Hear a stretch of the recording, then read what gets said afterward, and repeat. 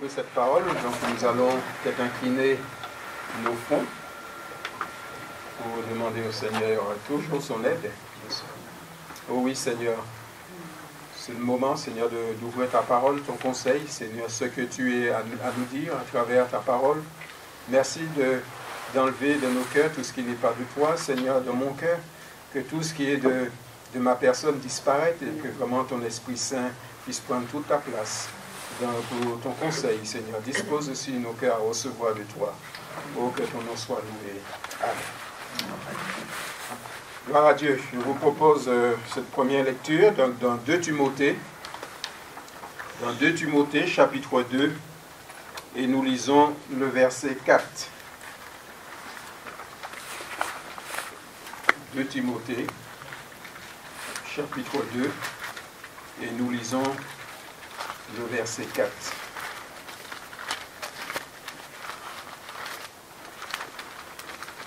Il n'est pas de soldat qui s'embarrasse des affaires de la vie, s'il veut plaire à celui qui l'a enrôlé.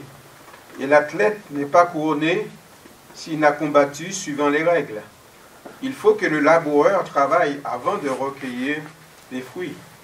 Comprends ce que je dis, car le Seigneur te donnera de l'intelligence en toutes choses. Amen. Amen. Je voudrais aussi lire avec vous dans 1 Corinthiens, chapitre 9.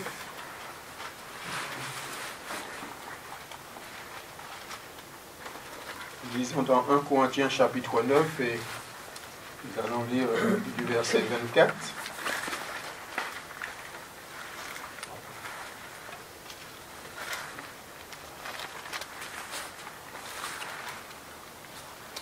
Verset 24, l'apôtre qui disait au verset 23, « Je fais tout à cause de l'Évangile, afin d'y avoir part. Ne savez-vous pas que ceux qui courent dans le stade courent tous, mais qu'un seul remporte le prix? Courez de manière à le remporter. Tous ceux qui combattent s'imposent toute espèce d'abstinence, et ils le font pour obtenir une couronne corruptible. Mais nous, faisons-le pour une couronne incorruptible. Moi donc, je cours, non pas comme à l'aventure, je frappe non pas comme battant l'air, mais je traite durement mon corps, et je le tiens assujetti, de peur d'être moi-même rejeté, d'avoir prêché aux autres. » C'est vrai que l'apôtre Paul, il se place déjà devant ses faits accomplis et il le savait avant de prêcher aux autres. Et c'est ce que nous devons faire tous. Il faut déjà d'abord, avant de dire aux autres de faire, que nous aussi nous puissions le faire déjà d'abord. C'est cette crédibilité que Dieu attend chacun de nous. Vous savez que il est parlé du soldat et il est parlé aussi de l'athlète, il est parlé aussi du laboureur. Donc c'est ces 3 points que je voudrais détailler avec vous, voir avec vous selon la pensée du Seigneur. L'athlète, vous savez, dans toutes les villes de la Grèce, particulièrement à Corinthe, il avait une arène, et ça c'est des notes que j'ai pu relever, une arène publique où s'exécutaient des courses et divers combats. Et le vainqueur, il recevait une couronne, une couronne végétale, une couronne de laurier et d'autres végétaux. Donc là, Paul, il voit une image de la vie chrétienne. Ici, le prix, c'est la couronne à remporter par le vainqueur, c'est-à-dire la vie éternelle pour nous chrétiens. Notre objectif, c'est la vie éternelle, c'est le salut. Et entre parenthèses, le salut, nous l'avons le salut en Jésus. Mais vous savez qu'il faut entretenir ce salut. C'est vrai, c'est un acquis, mais nous devons l'entretenir. Parce que si le Seigneur dit « veillez et priez », où l'objectif de tout chrétien, c'est de rester debout jusqu'au bout. De garder la foi, comme il a pu dire l'apôtre Paul. Il a dit « je cours ». à un moment donné, dans sa parole, il va dire, j'ai combattu le bon combat de la foi. J'ai combattu le bon combat, mais une chose qui est essentielle, il a gardé la foi. Et c'est ça qui est important pour nous chrétiens. La vie chrétienne est une marche, frères et sœurs. Une marche en avant dont nous devons, c'est vrai, ça fait de répétition, une marche en avant, donc nous devons avancer. Nous sommes toujours en action. Avancer bon gré, malgré les difficultés, malgré cette vie devant nous, malgré cette vie qui est faite des difficultés que le Seigneur ne nous a pas cachées dans sa parole. Mais nous devons marcher, d'aller de progrès en progrès dans notre vie spirituelle. Vous savez, l'inaction, la passivité ne convient pas à l'enfant de Dieu. Ne convient pas à l'enfant de Dieu. Le Seigneur, c'est vrai, quand il a dit à ses apôtres, et c'était l'impératif, allez, allez. Le Seigneur ne nous a pas dit, vous avez votre difficulté, restez assis, baissez les bras, attendez que ça se passe. Non, le Seigneur nous demande d'aller. Dans ce temps que nous vivons, je ne pense pas que c'est le moment de se lâcher, donc c'est le moment de se distraire, de s'arrêter ou de ralentir sa marche. Paul, dans notre texte, ce que nous avons lu, il compare cette marche vers un but, la vie éternelle. Comme dans une course, un athlète, on pourrait dire coureur à pied. Dans cette image, on trouve le côté personnel, bien sûr, parce que dans sa participation, ceux qui courent dans le stade, il est dit, courent tous, mais un seul remporte le prix. Courent tous, mais un seul. Comprenez ce texte, et comprenez la pensée de ce texte. Chacun court pour remporter le prix. Et oui, qui remporte le prix, j'ai envie de dire, qui remporte son prix et sa récompense. Faut-il se rappeler que chacun de nous, on est responsable, comme je disais, de son salut. Parce que le salut, par Jésus, est personnel et volontaire. Frères et sœurs. Même mes enfants, je les aime bien, mais je ne peux pas les sauver.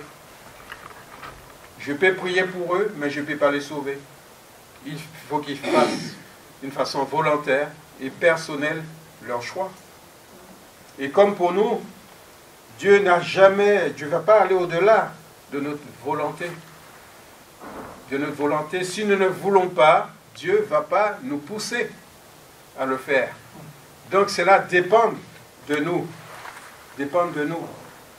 Et dans Philippiens chapitre 3 verset 12, il est dit, ce n'est pas que j'ai déjà, c'est l'apôtre Paul qui parle, ce n'est pas que j'ai déjà remporté le prix ou que j'ai déjà atteint la perfection, mais je cours. Je cours pour tâcher de le saisir. Il court, il n'est pas encore arrivé. Nous ne sommes pas encore arrivés. Amen. Je vous ai parlé de la foi. Je le salue. Par la foi en Jésus, je crois. Mais il faut que le but, c'est quand, si le Seigneur tarde à venir, si le Seigneur n'est pas revenu, eh bien c'est jusqu'au bout, jusqu'à la mort. Jusqu'à la mort. Donc c'est important, frères et sœurs, de dire je la salue. Non, on ne peut pas faire n'importe quoi, vivre n'importe comment. C'est-à-dire qu'un athlète, un coureur, un sportif, il y a des règles à suivre. Il y a des règles de conduite, hygiène, etc. Préparation pour emporter le prix, pour arriver dans le but. Nous avons acquis le salut par Jésus-Christ, par la foi en lui. Nous devons garder la foi, nous devons l'entretenir notre foi, jusqu'au bout. Et cela demande de notre part une règle de vie, comme je viens de le dire, une conduite, une mise à part pour Dieu. une mise à part pour Dieu dans le renoncement à soi et à ce monde. Ce monde, il n'y a plus rien à faire avec nous. Les désirs de ce monde est contraire à ceux de l'esprit, contraire à la vie de Dieu. Nous n'avons rien à faire avec ce qui peut nous prôner. Le monde n'a rien à nous apprendre, frères et sœurs, parce que nous sommes enfants de Dieu. Nous sommes des célestes. Amen. Nous faisons, notre Père, c'est là-haut. C'est notre Père céleste. Donc, le monde n'a pas de leçon à nous donner. Vous savez, si avec tout ce qui prône dans ce monde, et vous êtes comme moi, vous avez des oreilles pour entendre et des yeux pour voir tout ce qui se passe autour de nous, tout ce poison qu'il véhicule pour notre jeunesse. Comment la tentation est en montée progressive. Et oui, le monde n'a pas de leçon à nous donner. Donc l'athlète a besoin d'une règle de vie dans sa préparation. Cela sous-entend une hygiène de vie, comme je disais, peut-être dans l'alimentation. Dans l'alimentation. Il ne peut pas tout manger. Il ne peut pas manger n'importe quoi. Mais oui, vous savez, pour nos chrétiens, il ne faut pas manger n'importe quoi. Ce n'est pas tout ce qui est sur Internet qui parle de Dieu. Il faut aller manger. Et oui. Ce n'est pas tout ce qui parle de Dieu qu'il faut prendre cette direction. Vous savez, on tue pour Dieu. On tue au nom de Dieu. Je ne vais pas entrer dans cette amalgame de dire, mais vous avez des oreilles et des yeux pour moi. Donc, vous savez que l'athlète, il y a cette hygiène de vie et dans l'alimentation et l'équilibre dans sa vie. Il faut un équilibre. C'est important. Un équilibre de tous les jours, avoir un équilibre. Et que c'est ça la difficulté, c'est l'équilibre. Parce que si nous n'avons pas cet équilibre, et cet équilibre, c'est le Seigneur qui le donne, c'est la puissance, c'est par le Saint-Esprit. Et si nous ne l'avons pas, nous sommes d'un côté extrême, d'un côté et de l'autre. Il y a de deux côtés. Nous penchons vers la droite ou vers la gauche, mais c'est toujours de l'extrême, frères et sœurs. Donc Dieu désire que nous puissions avoir cet équilibre. Et c'est lui qui a la capacité de nous donner cet équilibre. Oui, nous avons lu 1 Corinthiens chapitre 9, 26. Moi donc je cours, non pas comme à l'aventure, je frappe non pas comme battant l'air, vers verset 27, mais je traite durement mon corps. Il traite durement son corps et le tient assujetti, de peur d'être moi-même rejeté après avoir prêché aux autres. Vous savez que la chair, notre corps, il y a des désirs contraires à celles de l'esprit. Vous l'avez remarqué, nous les chrétiens. Il y a des désirs contraires. Vous savez, je ne sais pas si ça ne vous arrive pas peut-être, mais parfois nous avons des réactions. Nous avons des choses qui veulent remonter. Et oui, vous êtes dans votre voiture, vous faites un queue de poisson, eh bien, une fraction de seconde, ça bouillonne. Oui, la chair. Mais à un moment donné, c'est vrai. Voilà. Nous chrétiens restent. Il faut que la chair meure, frères et sœurs. Il faut que la chair meure. Renoncement. Renoncement de ce que peut nous proposer ce monde. Oui, et que nous savons que cela ne plaît pas à Dieu. Donc c'est vrai, il y a une lutte. Il y a une lutte. Nous nageons à contre-courant. Les chrétiens, ils nagent à contre-courant. Avec toutes les lois que dans ce monde qui nous prônent, vous savez, ce n'est pas compatible. Une grande majorité de ces lois n'est pas compatible à l'enfant de Dieu. Et pourtant, nous nageons à contre-courant. N'en parlons pas, je ne vais pas prendre des exemples, mais serait-ce qu'au niveau de l'éducation de nos enfants, vous savez, on a beaucoup perdu. Mais c'est pareil, en parlant de ça, je voudrais parler de l'équilibre. Parce qu'il ne faut pas qu'on me dise, oui, il y a peut-être 50, 60 ans, c'était mieux dans l'éducation. Il y avait l'extrême partout. Et aujourd'hui, il n'y a pas que de l'extrême, mais voilà. Vous avez compris, les références, les bonnes, tout ça ont disparu, ils se disent. Et pourtant, est-ce qu'il faut suivre ce monde? Non. Obéir à Dieu plutôt qu'aux hommes, frères et sœurs. Obéir à Dieu plutôt qu'aux hommes. Donc il y a ce prononcement, il y a ce mourir à la chair, mourir à ses désirs. C'est vrai, il ne faut pas que ce soit dans notre esprit un interdit, on n'a pas le droit de faire ci, on a le droit. Non, nous ne sommes pas sous la loi. Nous sommes sous la grâce.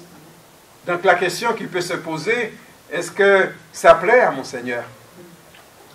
Est-ce que ma vie, là où je suis, là où je vais y aller, est-ce que ça plaît à mon Seigneur? Est-ce que Jésus, tu es là, là où je suis? Est-ce que ça te plaît? Tu es à l'aise, Seigneur? Oui, il est à l'aise au milieu de nous, le Seigneur, là. Il est à l'aise. Là où 2 ou 3 sont assemblés en son nom, il est au milieu d'eux. Et notre Seigneur, il est là, frères et sœurs. Et oui, il traite durement son corps, il le tient assujetti de peur d'être moi-même rejeté après avoir prêché aux autres. Et ça, c'est important. Et c'est valable pour tous les prédicateurs, pasteurs, tous ceux qui prêchent.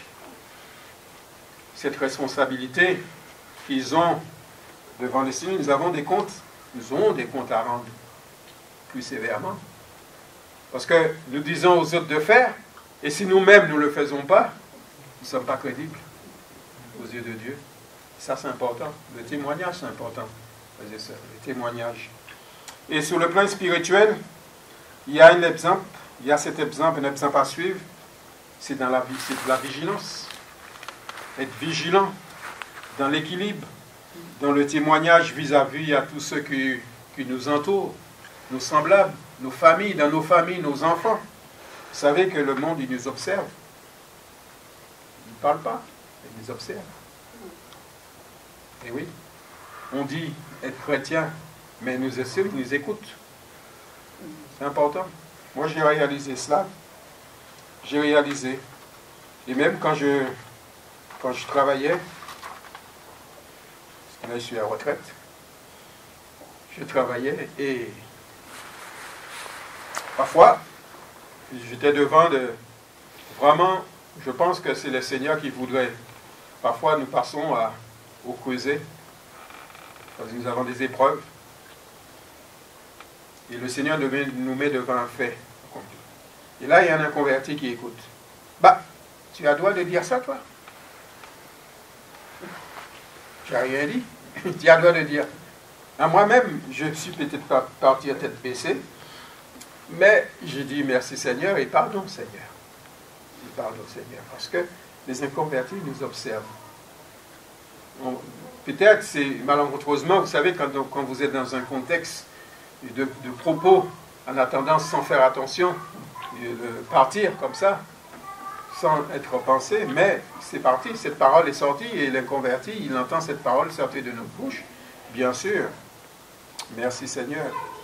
Donc, dans Galates 5, verset 16, il nous dit, marchez selon l'esprit, et vous n'accomplirez pas les désirs de la chair. Marchez selon l'esprit. Galates chapitre 5, verset 17, car la chair a des désirs contraires à ceux de l'esprit. Il a des désirs contraires. Et l'esprit en a de contraires à ceux de la chair. Ils sont opposés. Ils sont opposés entre eux, afin que vous ne fassiez point ce que vous voudriez. Alors là, je soulignais, c'est peut-être ce final du verset. Nous devons marcher selon l'esprit, pas selon la chair. Oui, c'est pour cela que je vous ai parlé que la chair doit mourir, le renoncement à soi-même, la chair doit mourir. Et quand cela, vous savez, il y a plein de textes dans la parole de Dieu qui, même entrant dans son contexte, parce que le fait que la chair doit mourir, c'est-à-dire que Jésus doit grandir en nous. Il faut qu'il croître en nous. C'est comme disait Jean-Baptiste, il faut que lui, il diminue. Nous parlons de l'espirituel, là, du cadre spirituel.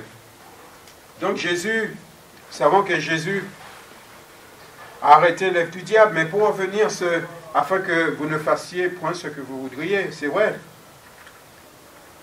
Nous ne pouvons pas faire ce que nous voulons, parce que nous appartenons au Seigneur. Quand nous faisons tout ce que nous faisons, c'est pour le Seigneur. Nous voulons lui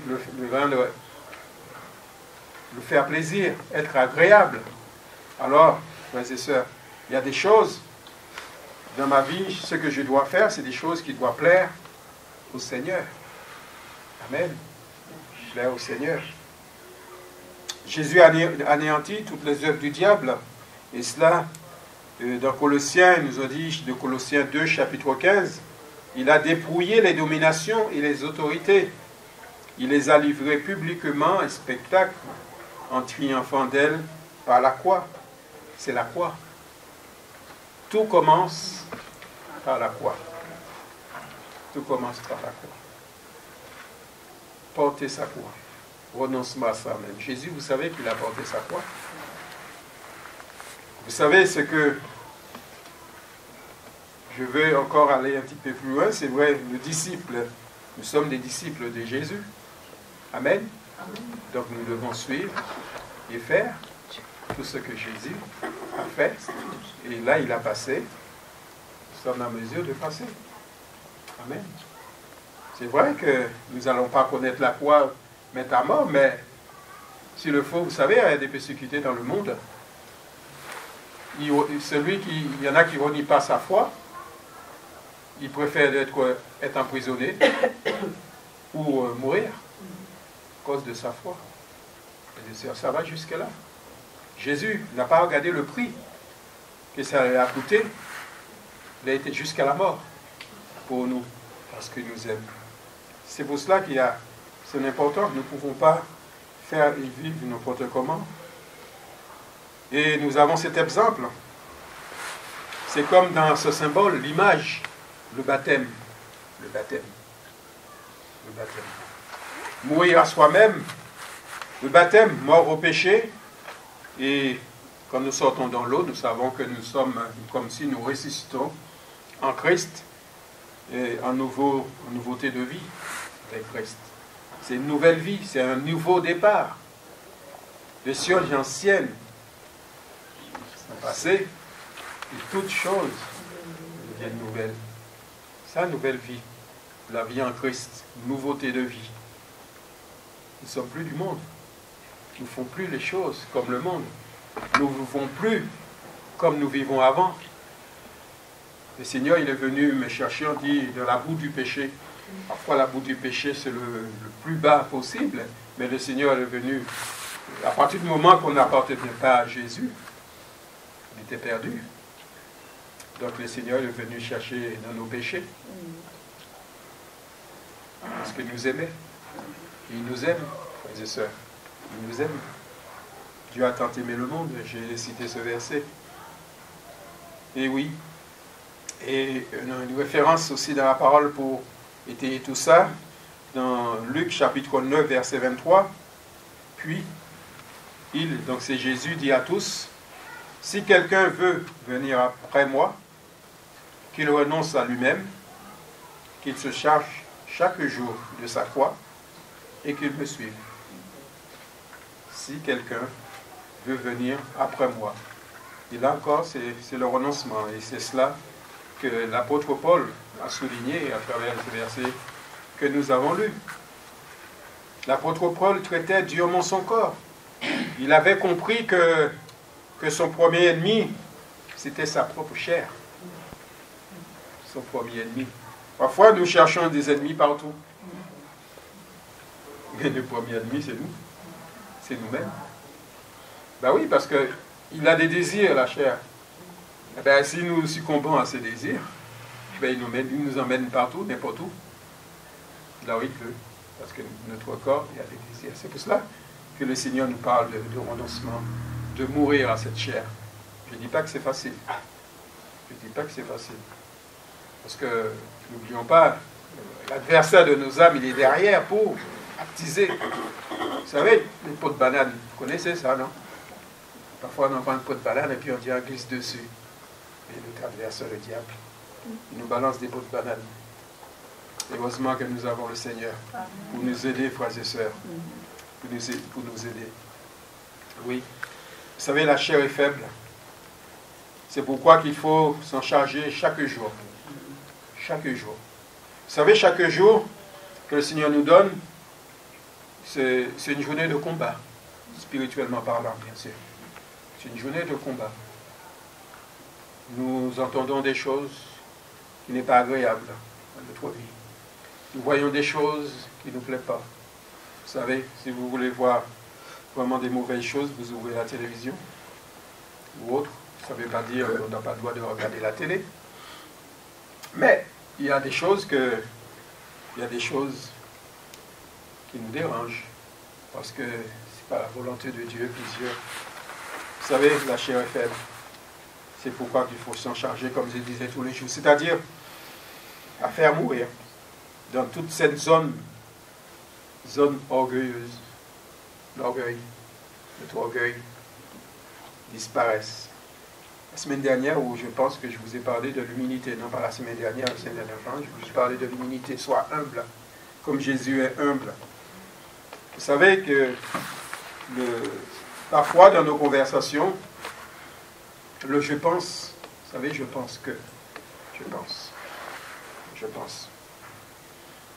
Vous savez, c'est le Seigneur qui doit avoir cette première place. C'est pas moi. À partir du moment que je commence à dire je pense que, terminé, va pas plus loin. Non, je pense. Vous savez, c'est le Seigneur qui conduit nos vies, comme je vous ai dit. Celui qui dirige nos pensées. Notre intelligence qu'il nous a donnée, nous voulons l'employer au service du Seigneur, bien sûr. Il n'est pas interdit d'avoir, et nous avons tous une intelligence. Nous avons tous des capacités, des talents, des dons que le Seigneur nous a communiqués. Mais nous devons le servir en bon escient avec le Seigneur. Amen. Donc nous sommes une nouvelle créature en Jésus-Christ. Les choses anciennes sont passées. Donc ces choses anciennes sont derrière nous. Ils sont passés. Donc ils sont derrière nous. Nous sommes dans cette nouvelle vie avec Jésus-Christ. Nos désirs, c'est de lui plaire, frères et sœurs. Alors, ces commandements, est-ce qu'ils sont pénibles? Non, ces commandements ne sont pas pénibles. Vous savez, quand on aime quelqu'un, on fait tout pour lui faire plaisir. Je ne sais pas pour vous, mais avec mon épouse, quand on aime, c'est pas difficile. C'est pas difficile, même si parfois nous ne comprenons pas, je ne comprends pas, parfois qu'elle me demande des choses, mais à partir du moment que je l'aime, eh bien, voilà. C'est comme cela. On aime le Seigneur, il nous demande de faire des choses que nous ne comprenons pas forcément, mais comme nous aimons notre Seigneur, on le fait. Et en plus, il sait ce qui est bon pour nous. Si nous le demandons, il le sait, frères et sœurs. Nous n'avons pas besoin à apprendre à notre Dieu. Qu'est-ce qu'il faut faire pour nous? Seigneur, tu vois. Le Seigneur connaît toutes choses, il l'a déjà vu. Tu n'as pas besoin de dire, tu es malade, le Seigneur sait, il te connaît. Mais il attend tout simplement que tu lui fasses confiance dans ta vie. Que tu lui fasses confiance. Je cours vers le but pour remporter le prix de la vocation céleste de Dieu en Jésus-Christ. Et oui, frères et sœurs, nos désirs, c'est de lui plaire. Et ces commandements, ils ne sont pas pénibles. Le psalmiste, il pouvait dire, tu élargis mon cœur. Tu élargis mon cœur.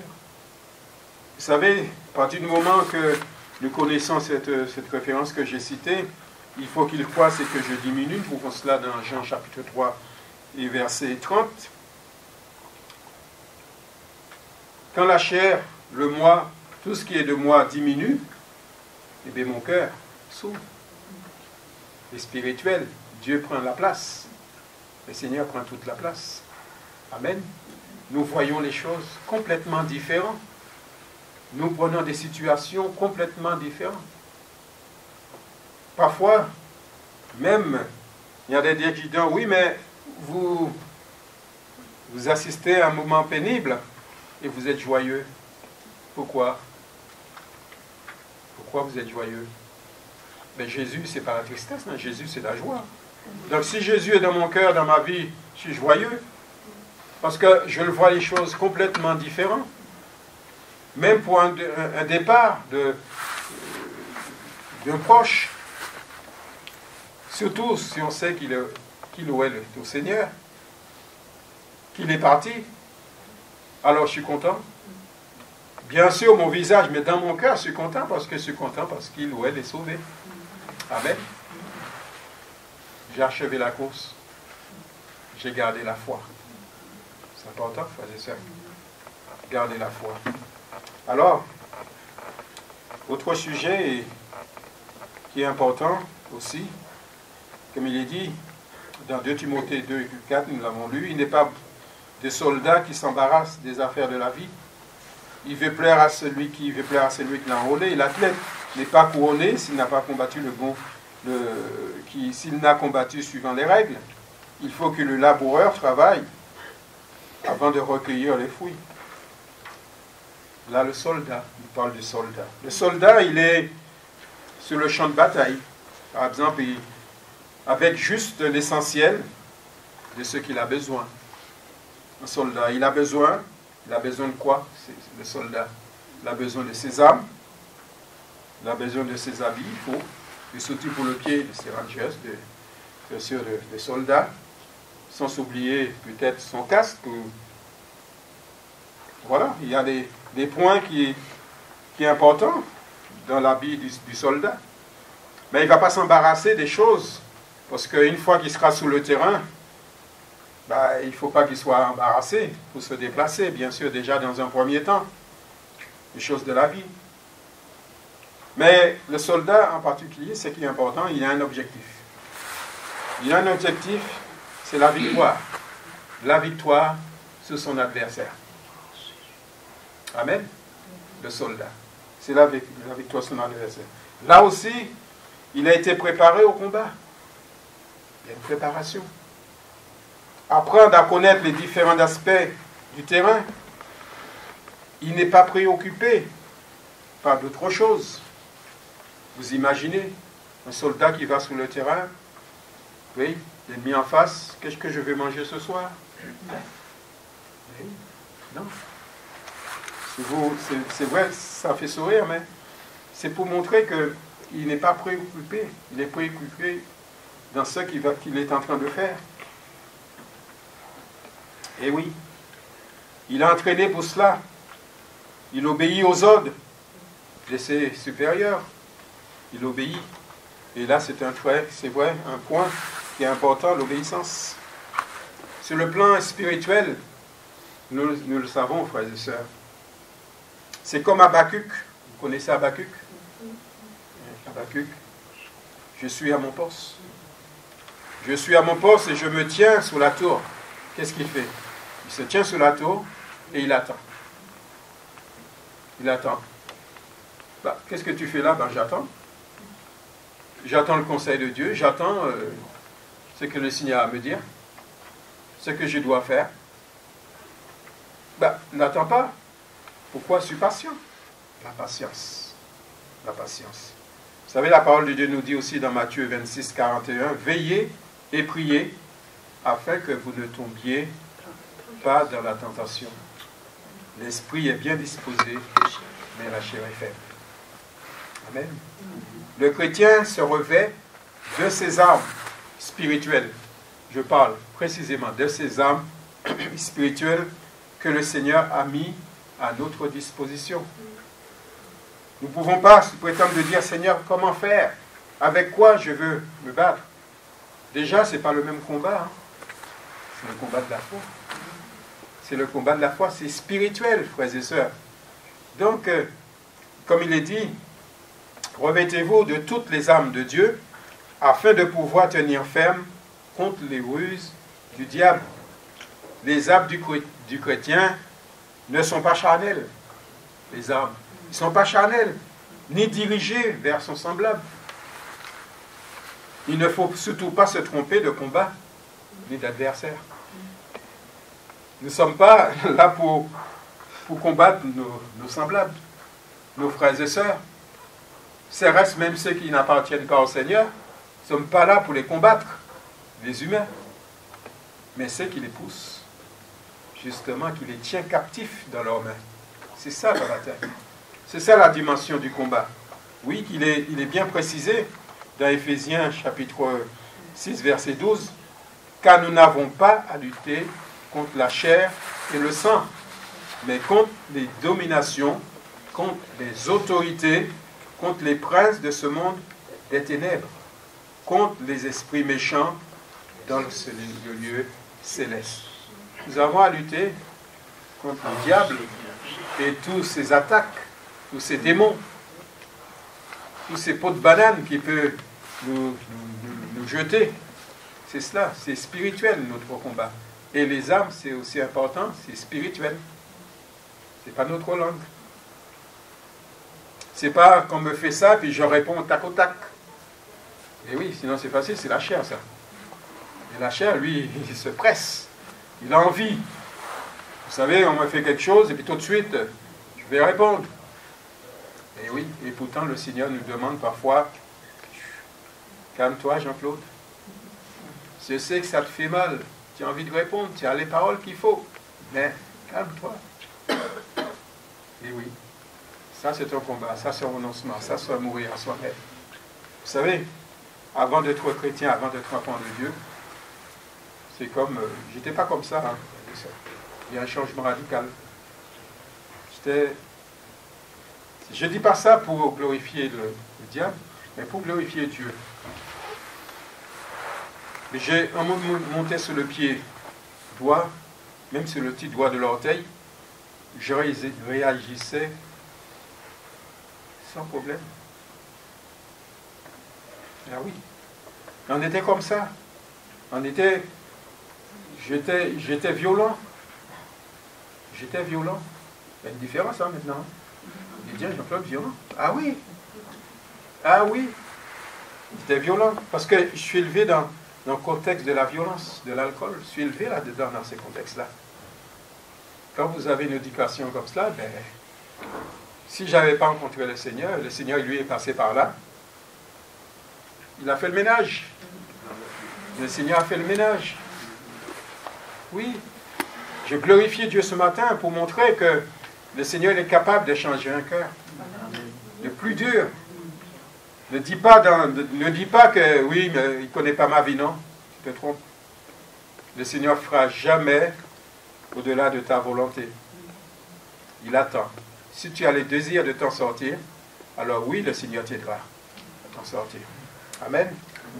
Alors l'impatience, oui, l'impatience peut être un ennemi dans l'attente. L'impatience, être impatient. Vous savez, il faut que le laboureur, cet exemple, pour terminer, il faut que le laboureur travaille avant de recueillir le fruit, le laboureur ou le cultivateur.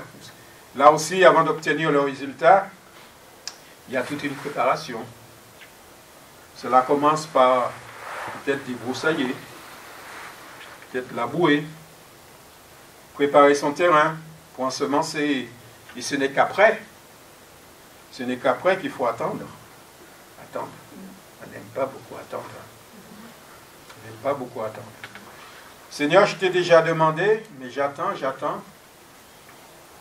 Chaque réunion de prière, je prie toujours pour la même chose.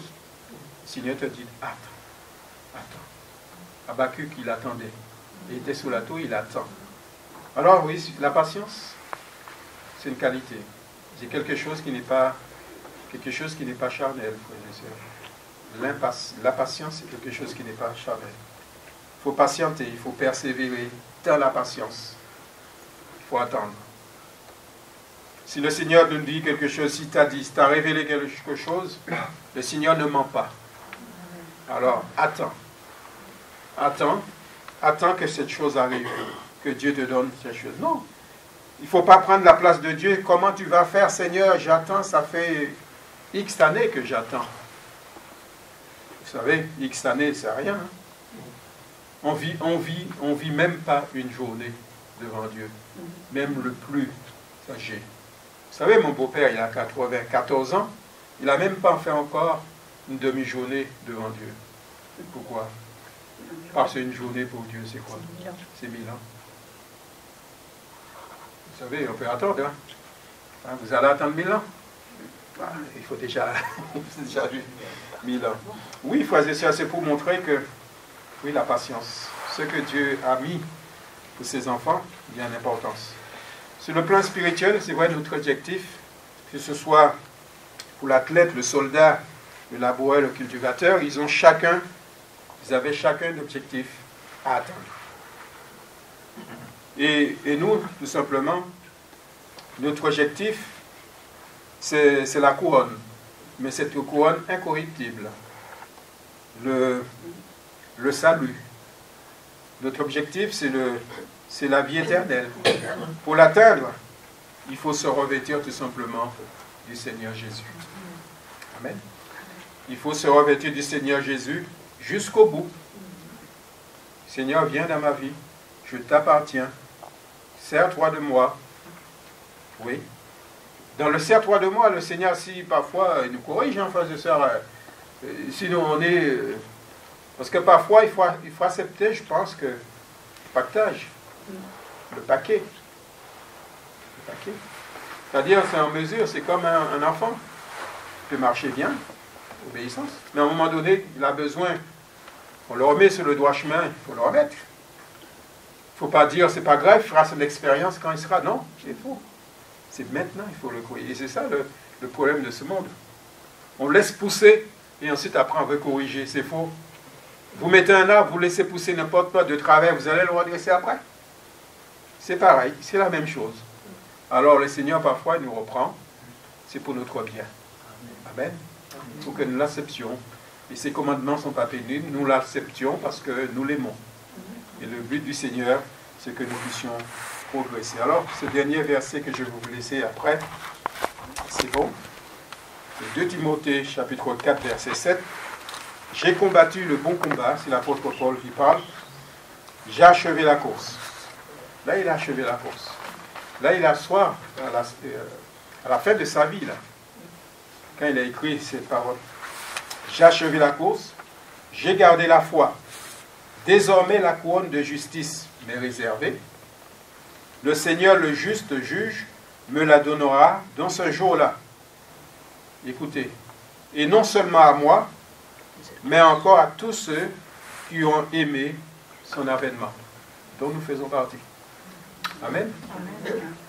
Donc la couronne, c'est l'année pour ça, mes frères et sœurs. Nous sommes dans cette marche et nous sommes dans cette direction. Nous courons vers le but. Que le Seigneur vous bénisse. Merci Seigneur.